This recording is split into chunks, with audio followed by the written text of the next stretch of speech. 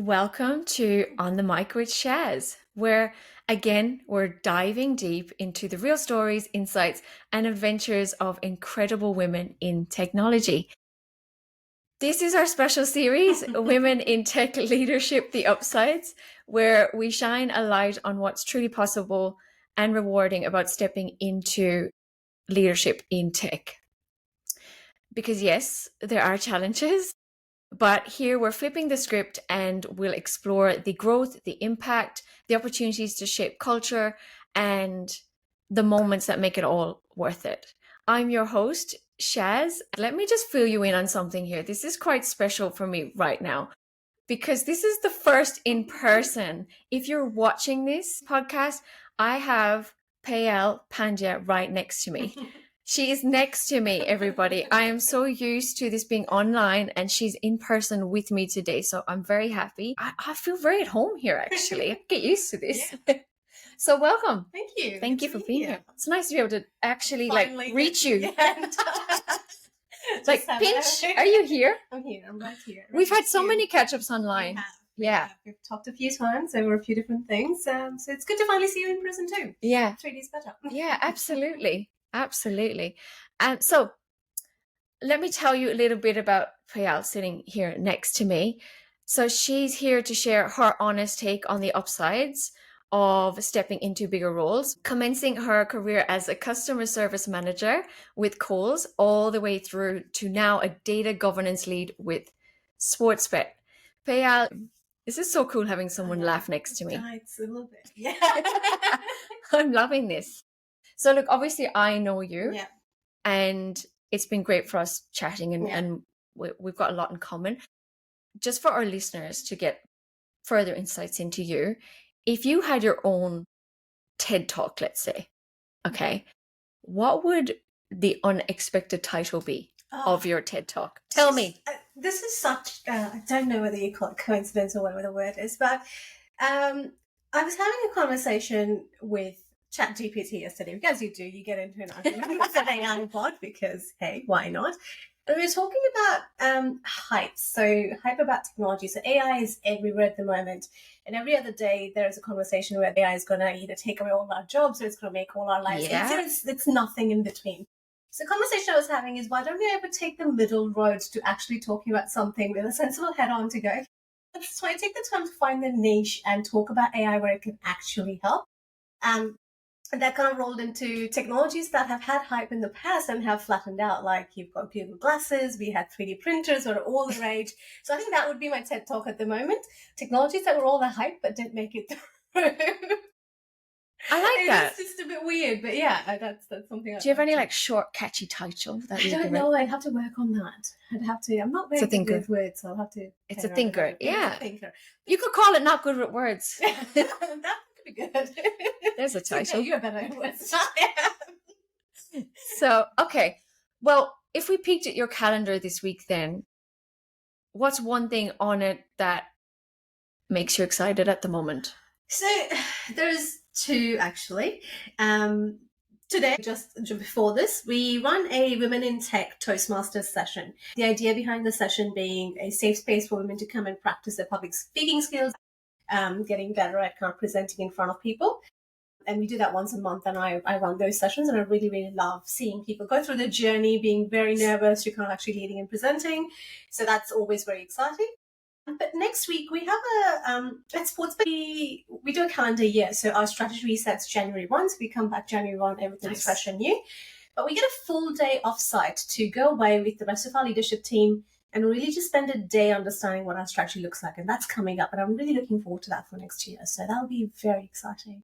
Well, you really are a data nerd, aren't you? I love it. That's what gets you excited. Yeah. You really are a data nerd. I love that. I mean, where else do you get to spend a whole day just immersing yourself in the strategy you're supposed to drive or help drive for the next 12 months? Like, that's a privilege to have. 100%. And that's an upside in itself for leadership. Upside, yeah. Bang, there it is. Right. So what do you love most then about being in a leadership role in tech? Obviously the strategy side and being involved and having influence, but what else? It's just being able to have a seat at the table. So when you are early on in your career, you are driving somebody else's vision. You don't potentially always understand what that vision is or where it's coming from. You get drips and feeds depending on the level you're at. But being in a leadership role kind of gives you that front row seat to how strategy comes about, the shape of it, what's driving the decisioning, what's driving the business, and actually being there to be able to shape it as well. So you do have a voice now where you can say, hey, not this, but maybe that, but let's try something different. And that's quite powerful and scary, but also very, very amazing. Yeah. So that's interesting always. Awesome. And when did you first realize then that you wanted to lead? Was it like a significant moment, or what kind of shifted you that direction? Particularly, obviously, era we come from careers where linear, you always had to step up, and we didn't always have the opportunity to go sideways and roundabouts as we do now. So it was always kind of a thing that, okay, eventually I want to be a manager or a people leader or a team leader. My first taste of that was at Coles, leading a team of 40 front and staff. So that was there. But technology is it's different to lead tech people. And it just happened. And I have known people who have kind of dropped into leadership roles and then decided, well, this is not for me. I hate the paperwork, or I hate having to do with the people aspect of it. So yeah, it was always one of the things I wanted to try, and I was lucky enough to get an opportunity to do it. Yeah. And I think that's the beauty of it in what you just said there is try it, and if you don't like it, it's okay. I think the message out there is I have to go to leadership now. That's the next thing. But also it's the fear of going into it. Absolutely. So there's two sides. There's some women I've chatted to in my sessions, and they're like, I don't want to be a leader because I plan on starting a family. And that's the idea. Then I have another person who's starting a family and wants to pursue the leadership role as well. Every single bit of that is perfectly fine. Yeah. It's your journey, it's your personal mapping. What shows up for you in your personal life and your professional life is meant for you. Absolutely. And go for it, whichever way, just go for it. You have to just be able to own it. So if you try it, if it doesn't work, you have to be able to own it and say, I tried, it didn't work, I'm ready to not keep pushing it. Because that's how you end up with people in management roles who absolutely hate every aspect of management. And that makes nobody happy. So we need to be okay with people saying, not for me. I'm going to go back to what I enjoy doing. Yeah. And I think a big factor, and I say this in a few episodes, I've said this now, so forgive me, listeners, if you've listened to a few episodes and heard this, but I think a big factor, certainly when you're an entrepreneur as well, like myself, and when you're in leadership roles and executive roles, you do have to face yourself. Yeah. And I think when you do not want to face yourself, you will typically shy away from leading and managing, because if you can't accept your triggers, understand how you operate and operate with authenticity, your team feel that energy. Absolutely. They vibe off it. So when it's going a different direction and you're feeling like, oh, I wouldn't say give up on yourself or give up on your leadership dream when you do see those difficult things come up. I would say get support. Yeah. Get support where you can to understand. Then after you have that support and that understanding and that self-reflection, and you still decide it's not for you, that's the time you move on. And that's when you know. The other important part is there is nothing in our careers that specifically trains us to be people leaders. We learn by looking at what our leaders do, how they lead us, but we don't always have good ones. So find training, find aspects that you think you're not good at, go find a training, go do that, or ask for help, or find a mentor. Mentors can have such an amazing impact on your career if you find the right one that's willing to support you. I know a good one. And invest. She's sitting right here. So just saying, there's a lot of options and things you can do before you decide it's not for me. But all I'm saying is, if you do decide, no judgment here. It's good to own your decisions. Yeah, just own it. Like, absolutely. That's it. I think that's the beauty, isn't it? Let's go a bit deeper then. So what have you learned about yourself through being a leader? Early leadership days, I learned that I'm not good at delegating.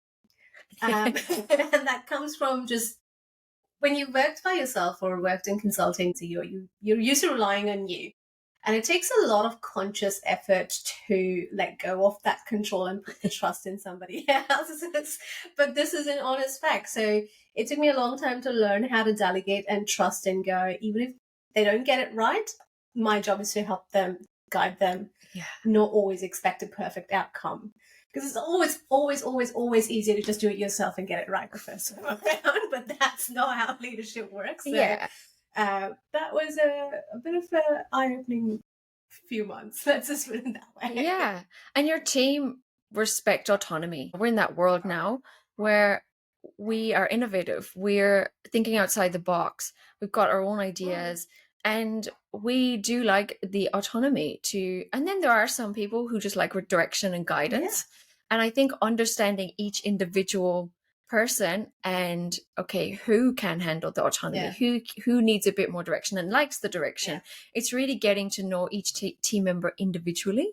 And I think that really contributes to a good journey. Because no two people like to be managed the same way. And you and I sitting right here next to each other, we would want very different management styles from the people that lead us if they do. Yeah. So invest the time early on when you do have a new team or when you're hiring a new team. Just ask the question, do you like weekly meetings or would you rather I leave you until you need my help? Find the cadence that works for you. Both, essentially. It has to work for you as well as your team. So do that. But learn to delegate early on. It'll help you a lot. Yes, and another tip that I would give is remove assumptions. Remove assumptions from your vocabulary, from your mindset, because I've had so many sessions of women who assume, well, it's chaotic. I have a chaotic day. I have a chaotic week. And then when we dig deeper and I say, can you chat to your manager? Can you ask for help? They're like, no, I can't. They're too busy and da da da. And I'm like, have you asked?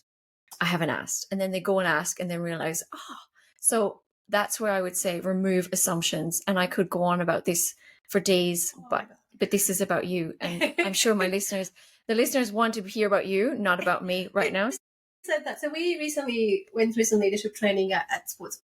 And one of the things that came out of it was a half-day session was coaches versus captains. And it's a really, really powerful analogy for the type of leader you can be. And each leader has to be both. You have to coach as well as you have to captain. Captains are in the game, on the day, in those messy days, getting things done for you, removing obstacles, more hands-on. But there are moments where you actually need to step back and go, this is a coaching moment and it's going to take us longer, but I'm going to let you figure this out on your own. I'm going to empower you. I'm going to support you. I'm going to nudge you, but I'm not going to actually give you the solution. And often leaders just get stuck in captaining and we don't coach often. And it takes a lot of conscious effort. Like even after the session was months ago and it's now become part of vocabulary at Sportsbet because it's very on brand for us to go, are you coaching or are you captaining? Oh, I like this. It's a very small pause, but it makes you pause and go, do I have the time to be a coach here and not just dig in and get things done, which is what our instinct is almost always. Yeah, and that's my job as a coach as well. Like I help leaders to do the coaching side and not the captain. Yeah, because they often show up.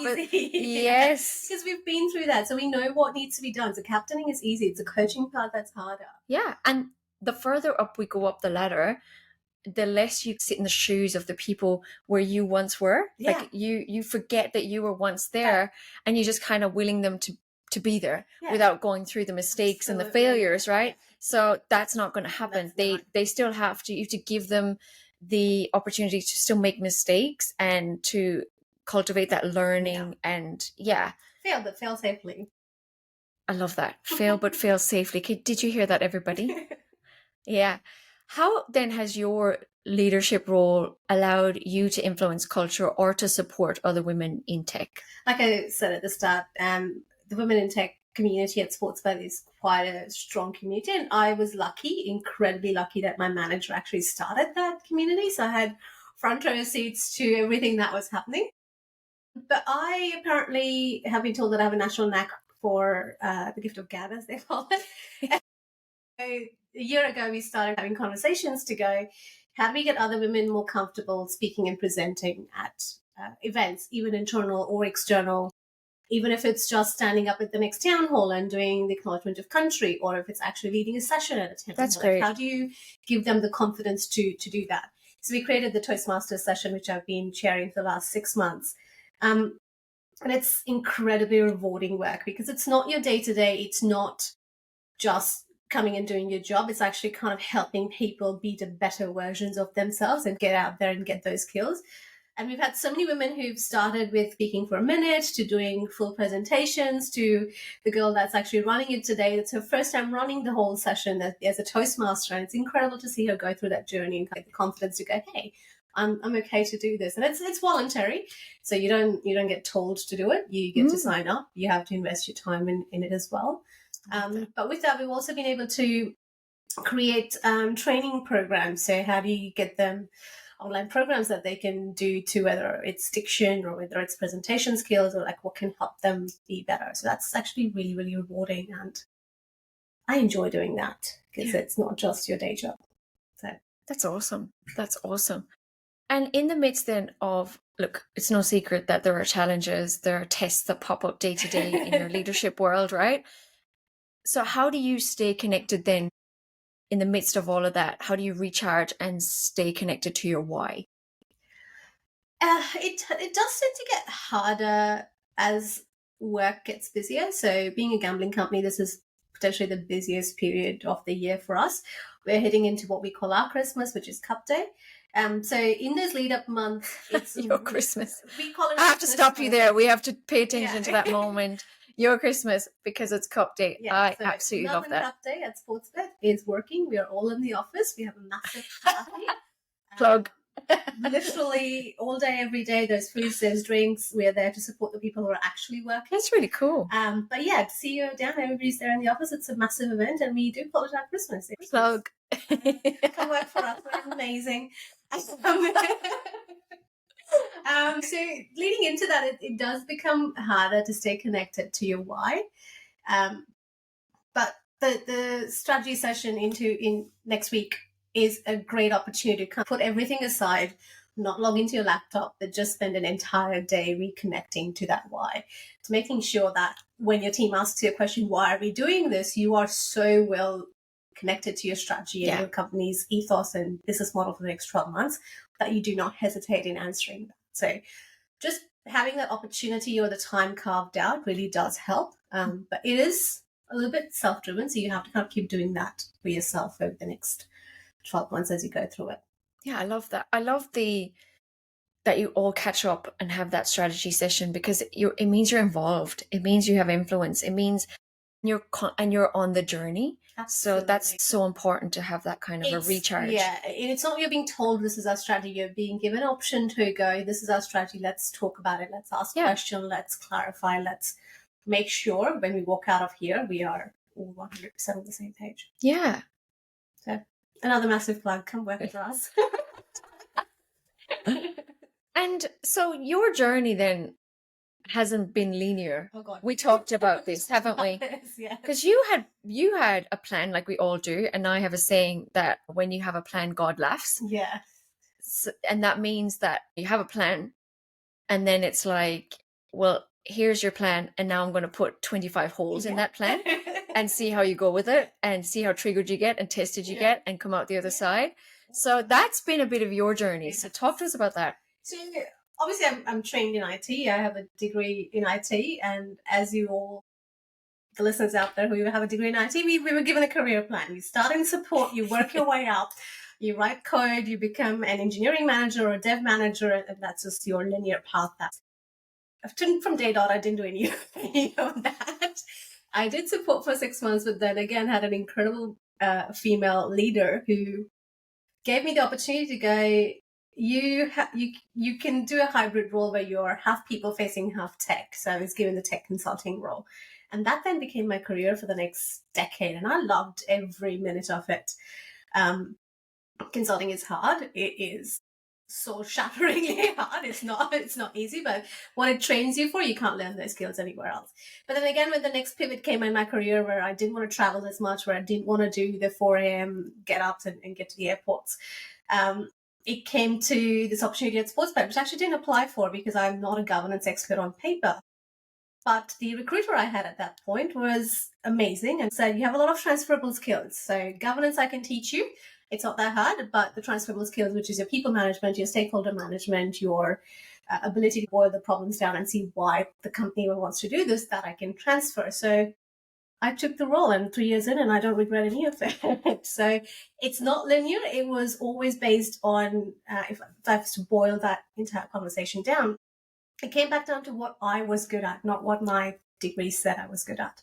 I'm good at people. I'm good at talking. I'm good at translating problems. And my career has been built on that rather than the linear path it could have had. Wow. Mad respect for you. Inspiring. And mad respect for that recruiter. Oh, kudos. Absolute kudos for him to go. Shout out to you, recruiter. I've mad respect. Recruiting, but so much kudos to him for him to go, yep, you don't look right on paper, but you've got all the skills and we're going to give this a go. Because I've a recruitment background, as you know, tech recruitment background. And that gives me such joy to hear that he was able to think outside the box, because that was my speciality as well. I loved thinking outside the box and doing the unicorn things. I was known for that, the unicorn stuff. So I really respect that. And I respect you for jumping on it and going for it and backing yourself. You backed yourself. So far, it's pun intended. It is one of our sports values as well. Got your back. So who knew? So, what's a quote or motto then that you secretly say to yourself as your inner monologue to get by as a leader? It's not sort of a leadership motto, but one I really truly believe in, and I don't know the origins of it, but it goes, what problem are we trying to solve? So every time somebody comes up to you, whether it's your team, whether it's in the broader business, and it's everybody's temperatures are high and you're kind of all in that amped up space, you have to bring it down to what problem are we solving by trying to do this, right? So what's the root cause? Are we just solving a symptom, or are we actually going to go down and is it going to actually make a difference for us? And that has really, really worked as well in people leadership, because when somebody does come to you, maybe with a difficult problem, or maybe with something they're not happy with, or something that's not working, it's easy to take it on surface value and just try and solve that. Yeah. But if you just take a moment and go, is there a deeper reason? Is there a deeper question or a deeper something happening here that I need to be aware of? It gives you the necessary pause to try and do that. So what problem are you trying to solve? What problem are you trying to solve? I like that. I think what I go to is, this is more about prioritizing my day. So I'll have 3 tasks in my day that I know by the end of the day, I'll feel like that was a productive day. And that's in amongst of you've a meeting. Yeah. So in the midst of those meetings, I really look at my day and go, these meetings are going to have actions after them. So what else can I get done? 3 other things outside of that I can get done to be productive, right? So I go about my day, and as we all do, because we have such short attention spans now in this world. So when I'm distracted, a text message will come in, an email will come in, and the temptation is there to go and read that email, to read that text. I stop myself and I say, am I in the middle of something that is towards one of the 3 tasks I started my day with? And if my answer is no, I immediately stop what I'm doing and I go back to one of those tasks. And I have a physical response. Oh, wow. Because when I'm doing outside of those 3 tasks, I'm all up in my chest and I'm realizing I'm not going to get done what I really want to get done today, because I'm here reading this email that will still be there in an hour or 2 or 3 hours when I finish this task. I'm just feeling that distracted need to go and look at it now. Maybe a bit of procrastination, let's be honest. Healthy procrastination. Never heard anybody? So, healthy procrastination. And I stop myself, and instantly when I switch back over to that other task, my body settles down and I'm back in productive mode and focused. And then I get it done and I feel so good about my day. That's my number one thing. Am I currently working on the task I set out for the start of the day? That's important to me. Exactly. Yeah. Fair enough. Yeah. See, you are good at wording stuff too. So there's some good tips for those of you that get distracted out there. And just like what you said, you're up in your chest. People don't often pay attention to what The their body's trying physicality. to tell them. Our bodies are very in tune to what our mind may not be able to consciously process. So being up in your chest, not being able to breathe, not being able to relax, or having your shoulders hunched, those are all signs that you're doing something that your body and mind are not connected Yeah. on. Pay attention to them. Whether you choose to listen to it and do something or not, just pay attention to it. And even paying attention can tell you, here's where you are missing or here's where your gap is. It And is. it's incredibly powerful. Yeah. And that's how people end up with illnesses and anxiety and depression. Yeah. Because you are constantly in that state of up in your chest Yeah, and loads of thoughts. Yeah. And you're not breathing and you're not parting the clouds and allowing clarity, which I go through a lot in my sessions. It takes a lot of conscious effort to not just be on the go and just deal with it in the moment. I'm trying to get better at it, but it is a learning curve as well to go, don't just react straight away, take a moment before you do. And it's another one. Just take a moment before you do something.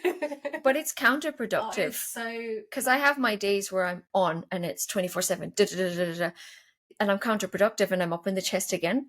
And then I realize the days when I stop and I sit outside with my dog Oscar for 10 minutes in the sun, it's a completely different thing. And I come back to my desk and I'm clear and I know what to do next. And then the week after, I'll be all up in my chest. And do you think I will think to go and do that? No. But I know that works. It's a simple thing. Simple. It's a tiny thing. It's a tiny thing, but you are counterproductive. Always walk away from your desk. If you're up in your chest, this is another hot tip. Just go for a walk. One thing I do, this is a ritual that I've built in. It's like having a shower for me. I take myself away from my desk and I literally do squats. And so I do a set of squats and a set of weights. And I do about 2 or 3 sets of that for like 10 minutes. And then I come back to my desk and I'm clear and I'm ready to go. Because I know I'm stuck. I know I'm overwhelmed with what's showing up for me. I'm not going to get anywhere in that state of mind.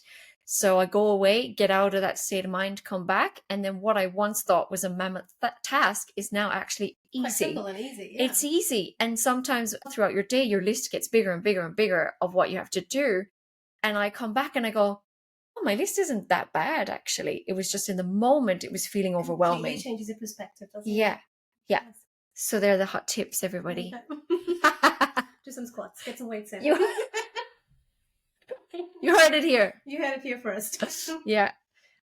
So if you could go back then and give your younger self one sentence of advice, what would it be? Just don't be afraid to try things that don't fit. When you said at the start of the session, you make a plan and God laughs at the plan. So don't get afraid when that does happen, because it will happen a lot. It is really important to know what you believe in, what your core is. So as long as you are on that path, don't be afraid to try. So that's what I'm tapping because she's right next to me now, so I can tap. Yeah. No, I completely agree. And I think acceptance is huge. I've learned this on my entrepreneur journey. Acceptance of what is happening and just go, that's the plan. And that's where I love being aligned with the universe.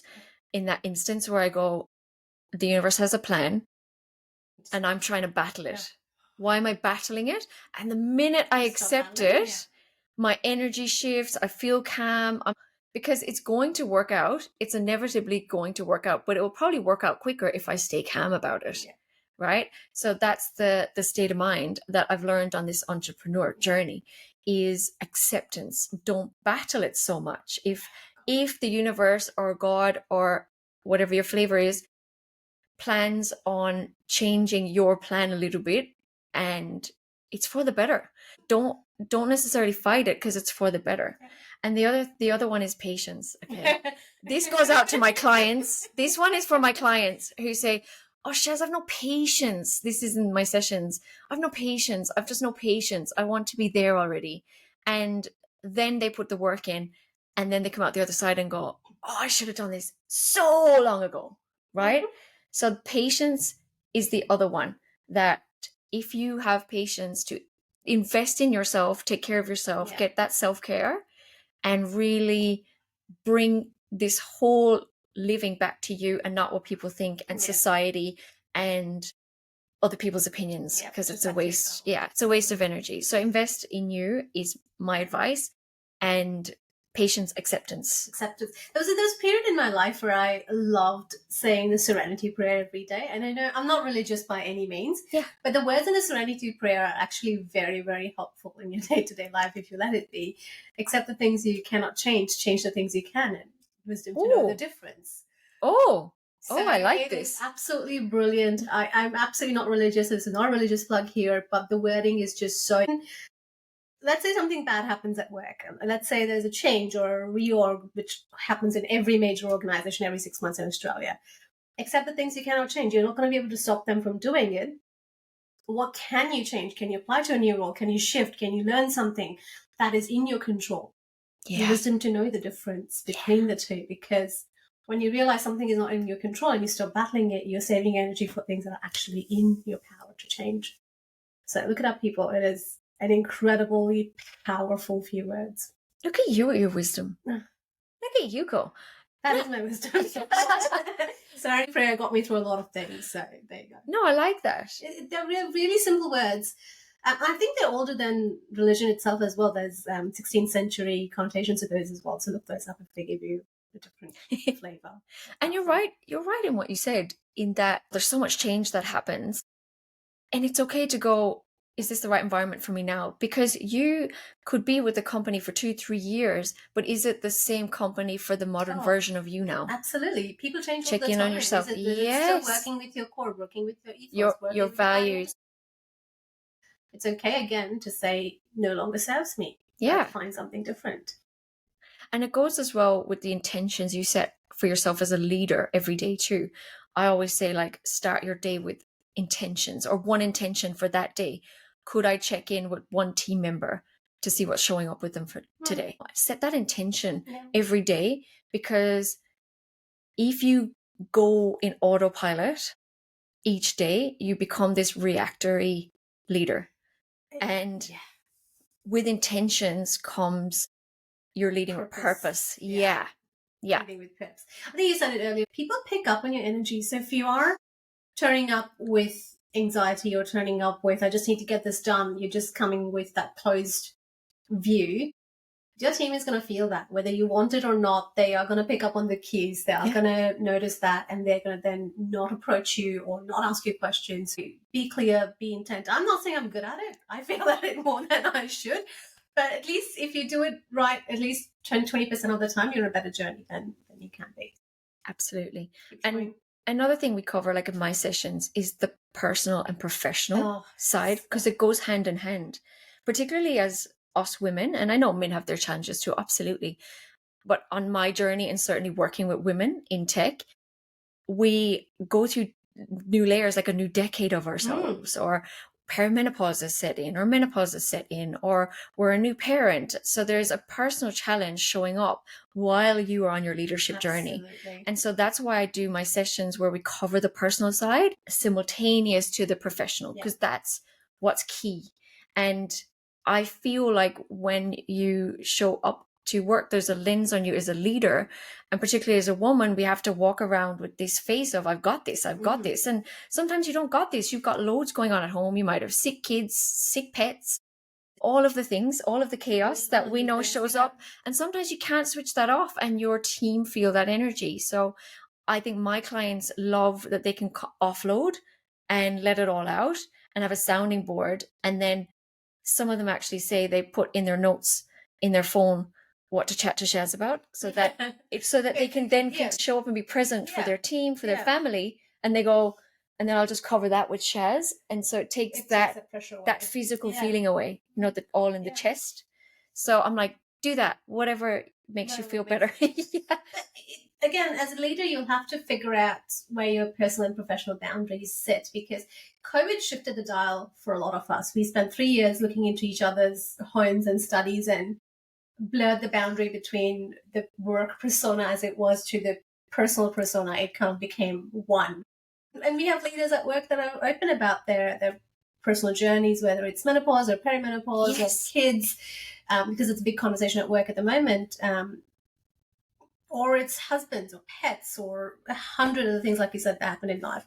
And there are other leaders that are very private, and you have to respect that and you have to honor that. But you have to figure out that line for yourself. Yeah. Where you're willing to either say, hey, I'm having a bad day personally, just putting it out there doesn't need to affect or impact anything, but put that lens onto something I might say. Or you choose not to do that, or you choose to share the whole story and the whole 9 yards that go behind it. Yeah. You have to make that choice for yourself as a leader, because otherwise you'll just constantly be battling that and it never works out well. I like this. I agree with that. And like you said, as a leader, you can be authentic and say, I'm a little triggered today. Give me a cup of Yeah. coffee. And like, I think your team would really respect that rather than feeling it. Oh, absolutely. It's so much worse to feel it. I used to walk away thinking, what did I say? What did I do Was it wrong? about me? Did I do something And then I won't wrong? sleep that night because I'm like all in my head and all in my feels. And I'm like, did I say something wrong? Did I do something wrong? When it's nothing to do with you, it's not personal. Right. And if they say, look, I'm a little triggered, without having to go into detail, because like you said, there are private leaders who don't want to be airing it all. And they can just soundboard it off to a mentor or a coach or somewhere else. Exactly, a neutral Yeah. person. And then to their team, they can just say, I'm slightly triggered today, so bear with me on this, you know? And that's enough. And that gives them more Mad respect for that. Yeah. It gives them context to why you are behaving a certain way. Yeah, absolutely. So what would you say then has been the most surprising upside you've discovered on your leadership journey? This is not me saying there are no upsides to being leader. No, what you're trying to say is there's too many to think of one. It's just how much it teaches you about yourself. A lot of us, and we are trained this way, you can't step into leadership until you know everything and you are 100% perfect and ready to go. Doesn't work that way. It has its own plans, and you learn a lot about yourself when you become a people leader. Whether that's a good surprise or a bad surprise depends on the individuals and the day as they go through. But it is in itself a journey of self-discovery and your blind spots and your biases and what you actually enjoy doing, what you're actually good at, and what actually makes you tick. So it is very much a journey of self-discovery. Yay! Self-discovery. Upside. It depends whether you want to do it outside or not. For the people, for the people who are okay facing themselves. Face yourself. So in summary, face yourself. Acceptance, patience, lead with purpose and intention. Anything else, Payal? Just be you. Invest in you and show up for you and be kind to you. Be kind to you. Yeah. Be kind to you. Let's end with that. Be kind to you. Be kind to you. Well, thank you so much, Payal, for being my first in person. Yes. And thank you for being here and with your honesty. And to you listening, I hope this episode gives you the little nudge you need to start pitching yourself in these leadership roles or what direction you need to go in next. Maybe it's a technical SME. Maybe you just want to be a mentor. Hopefully this gives you some more insights into what that could be for you. Remember, these roles are not out of your reach. If today's chat sparked something for you, pass it on. Let's get more women seeing what's possible. Make sure you're subscribed so you don't miss what's coming up next. Until then, keep challenging the status quo and be the change you want to see. Catch you next time on the Mic with Shaz. Thanks, Payal. Give me a hug. Well, thank you for having me. See you. See you.